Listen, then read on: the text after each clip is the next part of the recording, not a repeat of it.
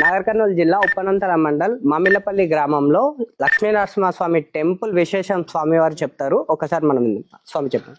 మామూలుగా ఇక్కడ టెంపుల్ లేకుండే అప్పుడు అప్పట్లో అయితే మామూలుగా పొలం దున్తుంటే ఒక రాయి దొరకడంతో దాని మామూలుగా రాయి తీసి దానిపైన ఒక పక్కకు పెట్టేసిన అనమాట. దాని ద్వారా ఏమైందంటే ఆ రాయి ఎన్నిసార్లు తీసి పక్క పెట్టినా అక్కడనే వచ్చింది అనమాట. అట్లా ఇదేదో స్పెషల్ గా ఉంది, ప్రత్యేకంగా ఉంది అని చెప్పేసి ఇప్పుడు ఆ దేవతని గుర్తించారు. గుర్తించిన తర్వాత ఈ గరుడ వచ్చిండు. ఆ గరుడ తర్వాత ఉగ్ర నరసింహస్వామి వెలిసిండు అని చెప్పేసి అప్పుడు ఆ ఉగ్ర నరసింహస్వామి వచ్చిండు. అట్లా ఈ గుడి డెవలప్మెంట్ చేయడం, అప్పుడు చోళులు కట్టారు టెంపుల్ ని.